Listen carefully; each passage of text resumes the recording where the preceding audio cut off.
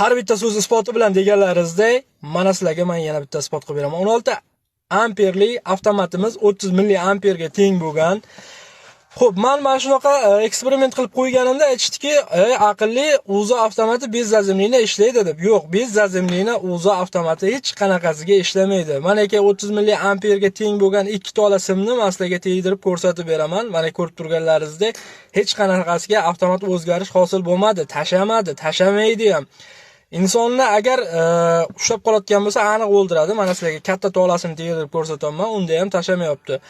O'zi avtomat bez zazimlikda ishlaydi deb ko'rsatishyapti. Mana bu simni chekkaga surib qo'yishyapti-da, fazani olib turib orqa tarafdagi 0 ga ulashyapti. Bu juda ham katta xato, chunki bunaqa holatda o'zi avtomati salga sezadi, ishlaydi. O'zi avtomat mana ko'rib turganlaringizdek ishlayapti. Agar shunaqa ma'lumotlar kerak bo'lsa, Azik Master kanaliga obuna bo'lib, tarqatib qo'yinglar shu videoni.